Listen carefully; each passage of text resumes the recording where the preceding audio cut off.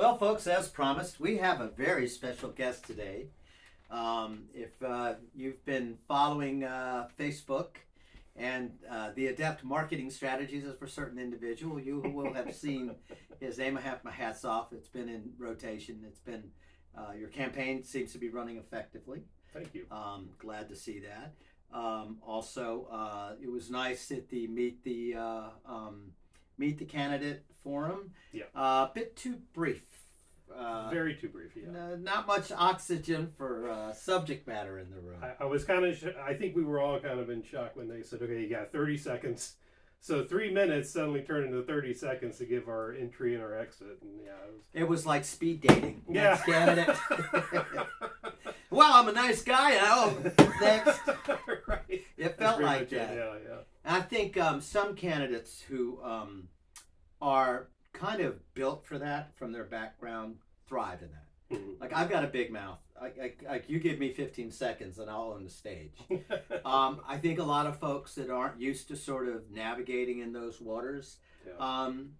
it's I won't call it a disservice, and I know they're trying to accomplish a lot, but hopefully what you and I can do today is we can delve into some more substance and not throw each other under the bus and inform folks out in the community out there sort of what the conversations are. Now, I haven't done a lot of research on you other than our interactions have always been pleasant, civil.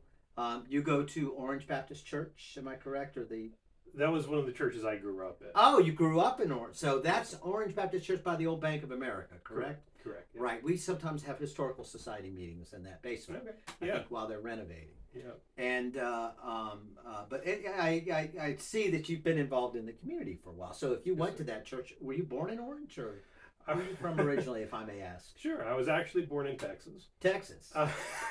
Really? Well, you know, Virginia built Texas, right? Yes, sir. It did. Yeah. But yeah, I was born in Texas, and I moved here. My parents moved here in 1981 when I was 2. Wow. So You're a Virginia guy. Pretty much. I don't remember anything about Texas at all. But you know what? You can go back to Texas and claim Texas. Yeah, that's the whole thing. Well, you might be in Texas, but you ain't from Texas. My wife and I have been to Texas a few times, and we love it. We drove all the way up to San Angelo from Austin, and drove between the hill country and the desert. And my wife's born and raised in Virginia. She's a Nicholson. Goes way back. The family goes way back to Nicholson Holler up in Syria, in that neck of the woods. Oh wow, okay. Appalachian, and all the men in that family are big, strapping. Wouldn't want to trespass back in 1782. I can assure you. Yes, sir. Big boys, big boys. Now, your name, Markey. I guess. Where does that come from? Is it? I'm honestly not sure. I know because I know we're history buffs. Yes, yeah, yes we are. So the name Markey, I've tried to trace it back, and I've only gotten to my great grandfather on that side. I know a lot more about my mother's side, and my mother's side originated here in Virginia. In fact, one of my ancestors was John Washington, who was the great grandfather of George Washington. Wow. Yep. And but they kind of they settled around in the Culpeper area. They stayed around there for a little while. Excuse me, Culpeper. Culpeper. Culpeper. Yes. Right. You're right. Got to get that right if you're going to come from Texas back here. Look at here now. I'm going out to Culpeper. I always tease about that because the accent in Culpeper. But this is interesting. So back to Culpeper, which when you look at that divide between Culpeper and Orange County, there's a lot of who was who had power, who didn't. You find a lot of folks that there's a story about Watts, the Watts of Culpeper County. I started doing real heavy digging, and just down the road there was a Richard Watts who had one of the first land grants, 1720, in Orange. Yep. And so this whole Culpeper, of course, Culpeper was orange, as everybody knows. As everything was orange. Yeah, everything was orange. Although the argument between the dividing line of the Rappahannock versus the Rapidan, and Lord Fairfax and his folks were saying, "Oh no, the great branch of the Rappahannock is ours." You know much about that sort of back and forth? Yeah. Yeah. So a lot hasn't changed in the past however many hundreds of years. yeah. We're still throwing dirt clods at each other across the Rapidan. But anyway, I digress, as you'll expect. I like to babble, and I appreciate your patience with that. Sure. But, so you came from Texas at 2 Orange. To right? Orange, yes. Town of Orange or Orange County? Yes, sir. Town of Orange, a big blue house there on the corner of Summerlin, East Main. That's where my parents moved to. That's the house I grew up in. Wow. They lived in that house until probably about a few years ago. I want to say 2018, 19, I forget exactly. But a few years ago, they had to move out because they just couldn't take care of that big house, as is usually the case. So they moved up north to Delaware with my brother and his family. And oh, wow. yeah, so they're with family, which is nice, but you're still here in Orange. I'm still here in Orange. You're stuck. In fact, you're so stuck, you're actually going to get into the political fabric of Orange. You're going to double down on that. I'm so ingrained. I was like, you know what? Let's do it. Well, it's so sort of delving into that. There's been a lot of over the course of maybe the last 2 presidential cycles, 3. Of everyone's kind of like, maybe I get riled up and vote for a president or vote for a senator or what have you. But there's this refocus on politics local. Yeah. I have a friend, a congressman, that said, son, he doesn't call me son. I'm going to sort of embellish here. Look at here now, son. Culpeper. Look at here now, Culpeper. Yeah, the senator of Culpeper. No, probably was at one time. But that politics are turning local. You have a lot of people leaving rural, a lot of people living in the city. You have a lot of people coming out. Prices, I think even COVID kind of had some people coming out. The appeal, and this is a natural back and forth. Go to the city, come back from the city. Sure. You see it intergenerational sort of go back and forth. Sure, yeah. But the landscape in rural Orange seems it's always evolving. And so you've always got this mixed bag of who wants things to go where, who wants what. We do see some division in the county, kind of we don't want to do it that way, and we need to change, and without sort of digging into that too deep. But one of the things that comes up is the importance of school board elections. Absolutely. That this is where you have the influence over your children. Yep. This is how you navigate, what your children are taught, the arc of your children's development. And I was speaking to a very close friend, arguably in Virginia. The mandate is if you have some kids with the school system is responsible for including kids with special needs on spectrum and different things from 2 to 22. That's the understanding, which is a surprise to a lot of people. What, 2 years old? So you're as we look closer to early intervention with kids that need help, special adjustments. I've heard from a number of people that they would like to see the school system maybe being a little bit more sort of Johnny on the spot with some of these early interventions. We have a lot of parents that are homeschooling, and then sort of coming back into the fold and then going back, sort of kind of co-teaching, if you will, with a lot of. We do have a pretty good homeschooling base in the community. We sure do. And I have heard conversations about where maybe these homeschoolers can then also reach back to the school, maybe come into a VOTEC application. I know Culpeper can do that. I know someone who actually sent one of their kids to the cosmetology class in Culpeper because they had a faster turnaround, a little less sort of bouncing around. Anyway, I don't want to blab too much. I'd like to sort of set the stage. There are some eyes on where is the school system going? Where has it been? What are our strengths? What are our weaknesses?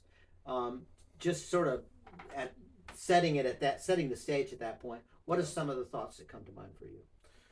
Well, I can tell you that when I decided to run for school board, it wasn't, I don't want to say it wasn't planned, but I didn't go into 2023 saying, yes, I'm going to definitely run for a political office this year. This was not on my mind. Just to get on a little bit of more personal note, some things that happened to me happened over the past few years that I have seen, that I have experienced as a parent, and that I've seen my kid go through, and I've seen other kids go through. And it kind of culminated up to a point where I just said, I've kind of had enough, and I've decided that I want to do something about it. I want to try to help out. I want to try to help make things a little bit better. I heard that the current school board guy, who's a terrific gentleman, Mike Jones, I think he's a great guy. He decided not to run again. And when I decided to run, and I just want to make this clear, I was having some discussions with Steve Keeler about this earlier through messages. Oh, wow. Yeah, absolutely. I have nothing against anyone who I'm running against. I did not go into this race thinking, that guy's running, well, I'm going to run against him. I'm going to teach him a lesson. I'm going to, one of these days, Alice. No, I did nothing like that. I didn't even know who was running when I ultimately decided to make this is your own journey. This is. It really is. Yeah. And it was just, I'm running based on principle. And with the other guys running, Jack Rickett and Steve Killer, I've got nothing but good things to say about them. I have nothing but respect for them. I want this to be a very respectful election. I want it to be different than the other elections that I've seen. And it's tough. There's this sort of paradox, and I mentioned it earlier. You definitely have a lot of sort of progressive thoughts, and then you have a lot of traditional orientation, and sometimes things get hot under the collar, and people tend to believe passionately what they believe in. Yeah. And I say that there's nothing like kissing and making up. So after we get through all this back and forth, sure, I think I hear this a lot, decorum. Absolutely. And the decorum of the office is important. But I would sort of pose to you the idea that part of what has been, and let me preempt this with a statement. I worked at Fauquier County school systems. Yeah. I was brought in there to help create an electronics department. Yeah. I was hired by a guy who was former active duty Marine. I had reached out to them and said, hey, I'd like to help you guys if you ever need some help with sound system and intercom. And because I've always been a sound system buff, I took electronics in school back to the VOTEC. Yeah. So I had a lot of training from, I went to Stonewall Jackson okay. which is now UR High School or something. Yeah. Anyway, they renamed it. Yeah. That's a jab. I don't think they're going to rename Orange Elementary School or UR High Elementary School. Yeah. Well, and back to that sort of that social push and pull. Yeah. It's troubling because when you get into these polarizing issues, it's sometimes you got to wonder. Wait a minute, are we losing sight of the kids? Absolutely. And it's like parents. Best way to ruin a soccer game is to get the parents involved in the refereeing. Yeah. And I wonder, and this is why I hadn't spoken publicly, interviewed anyone else. I get the sense that you approach this more, which you just spoke, with the sober perspective of a referee who's seen it and wants to help. Absolutely. And what's some of your ideas moving forward? So one of the big things that I'm pushing for, and one of the biggest things on my platform, is to decrease, if not eliminate, the local standardized teaching that our teachers are having to face on the local level. We can't do anything on the state level, but on the local level, it's gotten to a point now. Excuse me. I'm a little under the weather. I apologize. It's gotten to the point now where teachers have to fill out their lesson plans weeks ahead of time before they can. Has the administrative state taken over Orange County?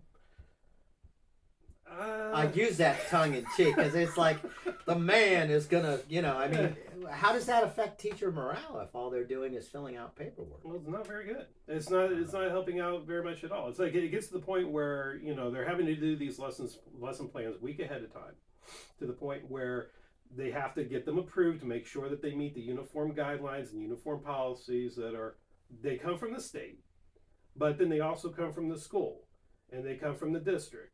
And they come from the... Some of these are guidelines and not mandatory, right? There's kind of like a cafeteria line of these are some of the things that you can embrace, it's up to the local school board and the local administrators to sort of pick and choose? Are these sort of those decisions that we're speaking of? There are guidelines that come from the state, but then there are also policies that have to be followed. Okay. Yeah. So we're speaking not of policy, but of guidelines. Well, guidelines and policies. And policies, okay. And local policies, yeah. Right, okay. And so are these mandatory, or is this a sort of like the, I guess what my question is, who is the authority that pushes for these? Where does the teacher have the power to design her curriculum without that sort of rigid oversight? Is that what we're dealing with here? Is that the question? Sure. Well, a lot of the guidelines come from the state, but then a lot of the policies come locally. Okay. And like I said, policies come from building level, they come from the district level, district of counties, they come from each teacher has a team of teachers under one lead. They have their policies that they have to follow, and all these guidelines that they have to follow. When do they have time to teach? That's a great question. I don't know. Wow. So interesting. And then if you're kind of making a one size fits all, I know when I buy a suit jacket, one size fits all, it doesn't fit so good. So how do you adjust to the diversity of learning styles for kids? Exactly. There is no time when you are trying to teach a class as a whole. There's no time to teach a class to teach a student individually, and so you have these students who they don't all learn the same. Sure. You know, I'm a kinesthetic learner, I believe I'm told. I don't know what that means. I just know that my capacity for rote recall is terrible. Yeah. But if it's relational to a very complex situation, spit it out like that. Yeah. Won't test on it. Fail that kid. I know. I like to listen, and kids do have their programs in place like IEPs, and we were discussing that a little bit before. I put 2 kids through IEPs, one more so than the other. Both of them are brilliant, but I think the term they use is twice exceptional. Yeah. I always joke. I said sometimes I think if my kids were dumb, it would have been easier to raise them in a lot less work. That's not a nice thing to say, but sometimes smart kids take a lot of work. Yeah, absolutely. Now, do you have? Did you finish that thought? I didn't want to cut you off. Well, and just the fact that teachers, as you said, they don't have time to teach, and they don't even have time to do these lessons plans in the school when they're getting paid. A lot of times they have to go home and do this on their free time. I've seen that on my end. You have? Okay. Then there you go. You know exactly what's going on. Now Arlington's gotten better with it. I think Fairfax, different counties. But I also think, I guess there's this flow of information up and down the food chain, if you will. Yeah. What sort of feedback mechanism is there for teachers to report some of these struggles? Do they have agency or a voice through chain of command that says this is problematic, or do they be quiet, do what you're told? A lot of times, from what I've heard from teachers I've talked to about this problem, is that it's just kind of, they can voice their opinions if they want to, and I don't know. I'm not a teacher, so I'm talking from the outside looking in. Sure. So nothing I say, I'm not trying to say this is the absolute truth, because everything's fluid, and everything's a spectrum. That's the whole thing about teaching kids, all of it. Yeah. These are spectrum problems, especially in education. Yeah. Now, Elon Musk has said before that basically the industrialization of school has ruined education. Yeah. It's kind of like, I like a McDonald's hamburger. But it's not going to be your local mom and pops over here. It's not going to be Pizza Hut. Isn't going to be Mario's or Mama's Pizza. It's not. So I guess what I'm hearing from you, just sort of kind of knock it down to nuts and bolts, is that you want to see an empowerment of the teacher to teach to what they're. If I'm an English teacher, let me dig into English teaching. If I'm a science teacher or a math teacher, what sort of can you dig into that a little bit? What does that look like when rubber hits the road? Do you think rubber school board position? Sure. When rubber hits the road, get rid of, and again, not all the standardization, because you do still have state standardization. Sure. And some of it is important, but when you have it the way that it is now, it's just out of control to the point where teachers are no longer allowed to teach and students are no longer allowed to learn. And it kind of gets to the point where, much like you said, it's like a microchip factory. It's just like, get through this, do this, check this box. I mean, literally they are forms where you have to check a box off that said, yep, I did that one, I did that, I met that goal, here-ty. And and it just gets to the point where we are not respecting a teacher's capability. As much money as they've spent, as much time as they've spent in school, we're not even letting them bring their abilities to do what they were trained to do. Their experience. And the passion is gone, the joy of learning is gone, and we have teachers leaving because of it. And it gets to the point where we're also focusing so much on recruitment and not really on retention anymore. I mean, yes, the teachers do have benefits working there, but I mean, we're talking about, you're looking at accounting, and and I say this with all due respect to everyone in power right now, but you look at I'm a numbers guy.